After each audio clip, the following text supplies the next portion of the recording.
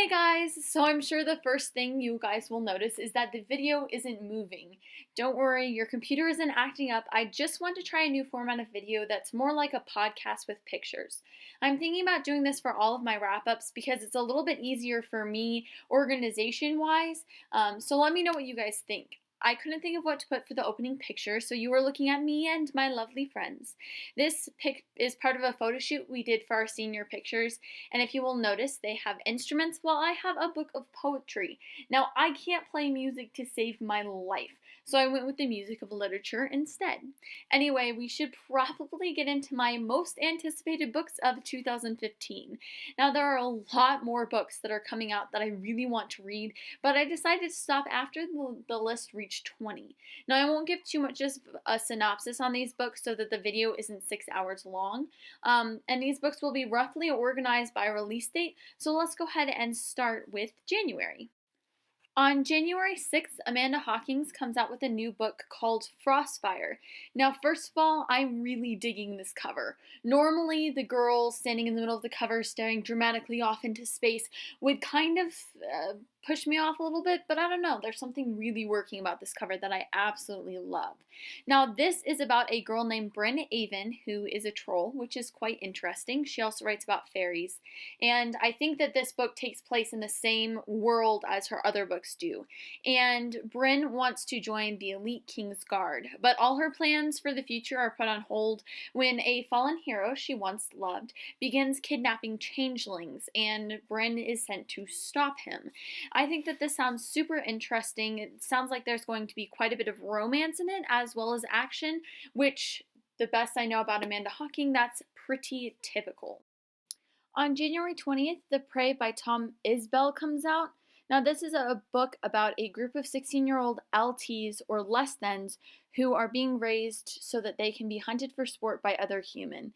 Now, obviously, as implied by their name, LTs are considered inferior to other humans, and that's why they're being hunted. Now, why they're considered less thans, I'm not really sure. But these group of boys obviously try to escape their fate, and that's kind of what the story is centered around, based on what I can tell from the synopsis. It kind of sounds like a mix between Maze Runner and The Hunger Games, and I think it sounds awesome. And again, this comes out January 20th. On January 27th, Ferris comes out. Now, Ferris is 3.5 in the Lunar Chronicle series by Marissa Meyer. I am so excited for this book. I have not read Cress yet because I'm waiting for it to come out in paperback, but to know that there's going to be a story about Lavanna is just super exciting, and I'm super excited for this, hence why it made it onto my most anticipated books of 2015 list. Now we move into February. On February 10th, Seeker by Arwen Ellis comes out, and this is pitched as a mix between Game of Thrones and The Hunger Games.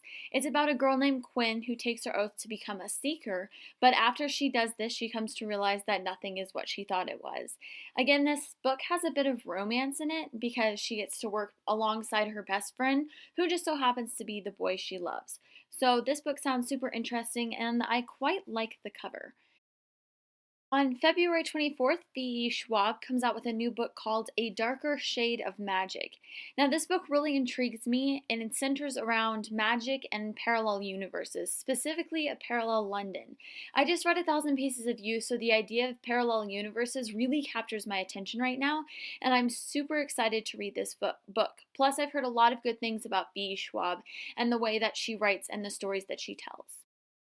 If you've been paying very close attention to the YA market, you probably have noticed the increase in popularity of fairy tale retellings, which also means an increase in the number of writers who write and publish fairy tale retellings. Now, on February 24th, another retelling, or more accurately, a continuation, comes out by Raina Thomas. It's called A Wicked Thing and is about what happens after the tale of Sleeping Beauty. Princess Aurora has to decide whether to marry the prince, who is a mere stranger, or to run away, and what is the best way to save her kingdom. Now moving into March, we see that on March 10th, Jodi Meadow comes out with a new book called The Orphan Queen. And this is the first book in a new fantasy series, and it has a super intriguing premise. It's about a princess who's taken from her homeland and eventually trains to become a spy. From the best I can gather, it's essentially espionage combined with magic, which is definitely my kind of fantasy book. On April 28th, Maria de Haven Headley, sorry if I butcher that name and the title, comes out with a book called Maggo Nia. Now, this is pitched as a mix between Stardust by Neil Gaiman and The Fault in Our Stars by John Green. It's about a girl named Asa who has a rare lung disease that makes it very difficult to breathe, which obviously means that she's dying and she's super weak as oxygen is kind of vital to human existence. Now, when she sees a ship in the sky and hears someone calling her name from said ship, only her best friend Jason believes her, while the rest of the world believes that it's a side effect of her medication. Now, eventually she finds the ship and discovers a place called Maggo Nia, which to the best of my knowledge and understanding is essentially this place in the sky with trading ships. It's not like physical land, but it's like clouds in the sky, which is kind of interesting. Now, she realizes that in Maggo Nia she can breathe, and not only is she no longer weak, but she's very, very powerful. And of course she realizes that they're on the brink of war and that she's the only one who has the power to save both worlds, if any worlds. And guys, this cover is absolutely beautiful. I can't even say how beautiful this cover is. Anyway, let's go ahead and move on to our next book, which is An Ember in the Ashes by Sabaa Tahir. I'm not really sure how to say that last name, but it comes out on April 28th, and this book is set in a Roman-like world, and it centers around an orphan trying to fight for her family, and a soldier fighting for his freedom, and of course their paths cross, their destinies intertangle, and they realize that they can't achieve either of their goals without each other. I really like this cover, and I'm really intrigued by the premise. It sounds super interesting, and I can't wait to read this debut fantasy novel. By Jenny Martin comes out May 5th. And this sounds like a really interesting book, but I'm kind of having a little bit of a hard time explaining it, so I'm just going to read you a short synopsis. It says, on corporately controlled Castra, rally racing is a high-stakes game that 17-year-old Phoebe Van Zant knows only too well. Phoebe's legendary racer father disappears mysteriously, but that hasn't stopped her from speeding headlong into trouble. When she and her best friend Bear attract the attention of Charles Benroyal, they are blackmailed into racing for Benroyal Corp, a company that represents everything Phoebe detests.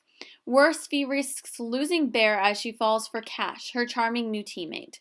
But when she discovers that Benroyal is controlling more than a corporation, Phoebe realizes she has a much bigger role in Cash's future than she could ever imagine.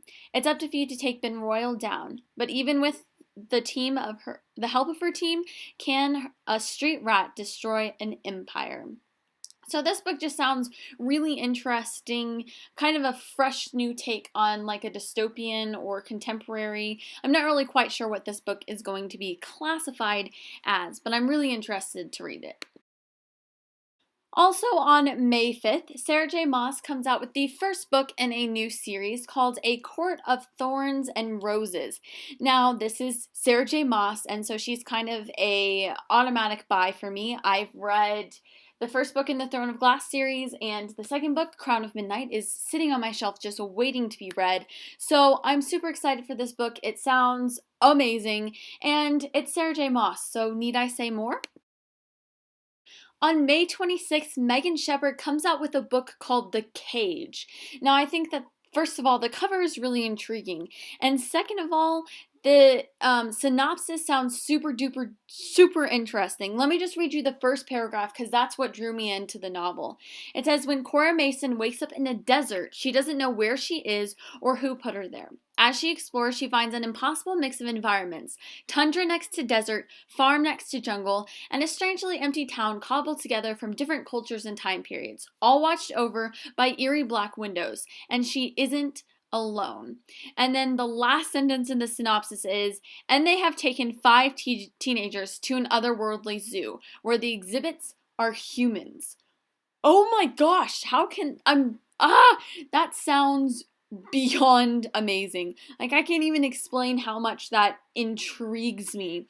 I think that the premise is really interesting, and it sounds like it's going to be a kind of like an adventure dystopian novel and kind of sci-fi-y because there are aliens. I'm just super excited for this book, and I cannot wait for this book to come out. Then AJ Singer comes out with a book called Mindwalker on June 9th. Now, this book is about a 17-year-old who has aced the Institute's elite training program for mindwalkers. Now, mindwalkers are therapists who use a direct neuralink to ease patients' traumatic memories. So it's kind of like a way to, if you have a really bad experience, kind of like a way for therapists to take that away from you almost. And the main character, one of her classmates, wants her to wipe a horrific childhood experience from his mind. And the main character's name is Lane Fisher. And Lane's superiors say to stay away, but she really wants to help, and so she breaks the rules and, of course, falls in love with the boy she's forbidden to help. So, not only that, but the synopsis also says that she stumbles into a conspiracy that could ignite a revolution. So this kind of sounds like a sci-fi dystopian, essentially, and I'm really interested in this. It sounds very, very interesting, plus the cover's kind of cool. The Leveler by Julia Durango comes out on June 3rd. Now, this is a book about Nixie, who is a self-made leveler, and her job is to drag kids out of the virtual reality and take them back to their parents in the real world. But when the game's billionaire developer loses track of his own son inside the game, Nixie is in for the biggest challenge of her bounty hunting career. Now, Wynn, who is the son that she's trying to find, isn't a lazy kid looking to escape his homework. He doesn't want to be found, and he's left behind a suicide note. Nixie takes the job, but quickly discovers that he's not hiding. He's being held inside the game against his will. But who's holding him captive, and why?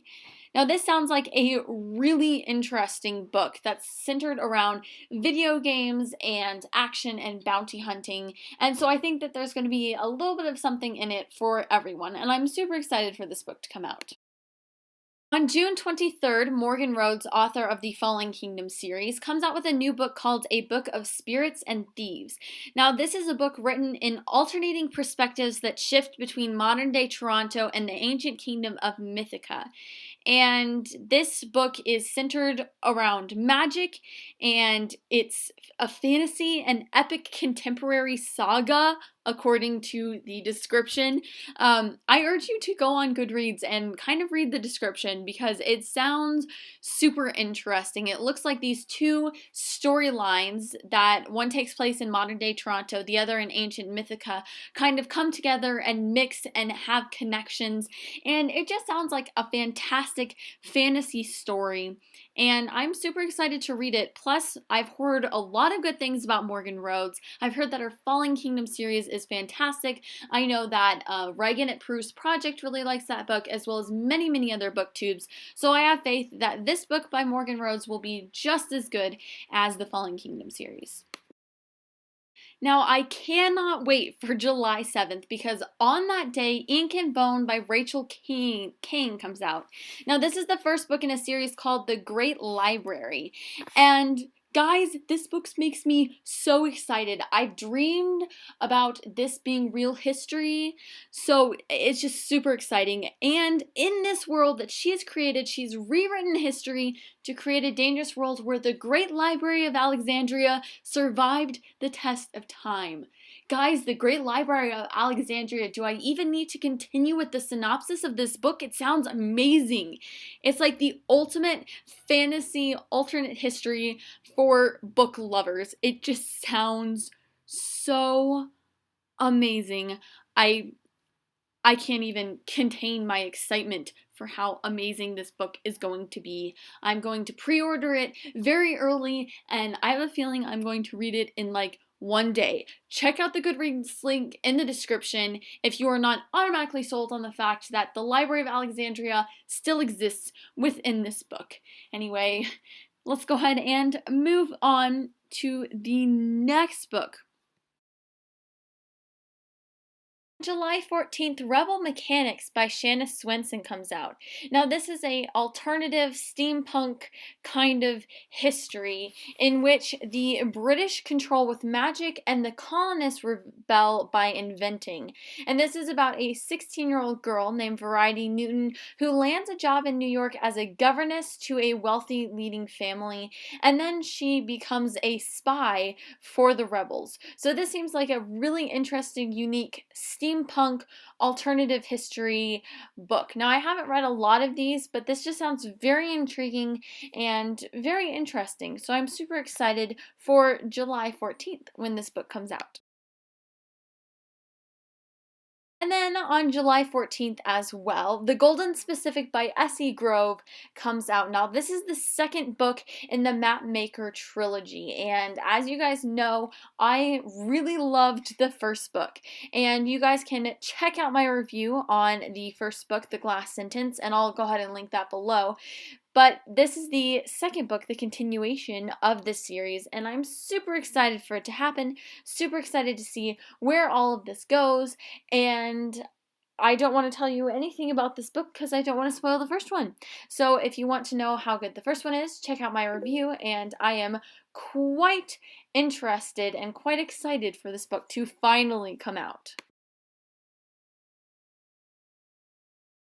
On August 4th, Illuminate by Ami Kaufman and Jay Kristoff comes out. Now, this is a book told through emails, military files, instant messages, medical reports, interviews, graphics, and more. And that in and of itself sounds super interesting. I haven't actually read any books that are told not through normal traditional narrative, but through emails and military files and IMs and medical reports and etc., etc., etc. Now, they're comparing this book to Battlestar Galactica and 10 Things I Hate About You, and it's essentially about a young hacker and her fighter pilot ex-boyfriend who have to uncover the truth about the deadly plague ravaging their fleet. So this sounds super interesting, and I'm really excited to try this book out. And then, on September 10th, Book 4 in the Throne of Glass series by Sarah J. Maas comes out. We currently do not know the title, which also means that the release date is kind of iffy, as with all of the books, but mostly with this one because we don't know the title yet, so nothing is set in stone. But guys, I thought this was only a trilogy, and I'm super excited to find out that there's supposed to be 7 books. 7 books in this series. So I am super excited for this one to come out. Throne of Glass so far has been a fantastic series. Everybody loves it, and I'm super excited to continue on with this world and with this storyline. November 25th, Winter by Marissa Meyer comes out, and this is book 4 in the Lunar Chronicle series. Guys, it's going to be fantastic. It's going to be phenomenal. This one is the retelling of Snow White, I think. So, yeah, it's going to be good. I have no more to say about this. I'm excited, and hopefully I'll catch up on the series before this point so that I can be all caught up and read it when it is released. And then sometime in 2015, A Curse of Ash and Iron by Christine Norris comes out. And it kind of reminds me of a retelling of Cinderella with elements of the Brothers Grimm, maybe? I'm not really sure, but I'll go ahead and read you the synopsis since it's super short. It says, Eleanor Bancroft is under a spell, bewitched and enslaved by her evil stepmother.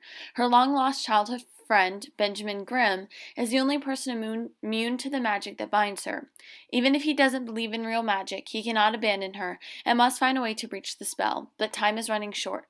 If he doesn't succeed before the clock strikes midnight on New Year's Eve, Ellie will be bound forever. So this book sounds super interesting. We don't actually know when it's coming out, but this is a book that I came across in my research for 2015. And sometime in 2015, Furthermore by Tahara Mafi comes out. Now this is Tahara Mafi's debut middle grade novel, and I think that it sounds very interesting. It tells the story of 2 unique worlds and their unlikely champions, 12-year-old Alice Alexis Queensmeadow and Alice's father disappears from Fernwood and took nothing but a ruler with him. And after almost 6 years, she decides to embark on a journey to find him. And this, I don't know, this just sounds really interesting. And it's Tahara Mafi, so I really enjoyed Shatter Me. So, of course, this sounds like an interesting book, and of course, it would make it on to my most anticipated books of 2015. And there are my most anticipated books of 2015. I hope you guys enjoyed this video. And like I said, there are so many more books that are coming out in 2015 that are going to be amazing. But this video is already 20 minutes long, so I thought I should probably stop talking now. In the comments below, please tell me what your most anticipated books of 2015 are. What are you guys excited for? I want to know. Let me know. Please, if you like this video, please hit the like button and subscribe, and I will see you guys very, very soon. Thanks. Bye.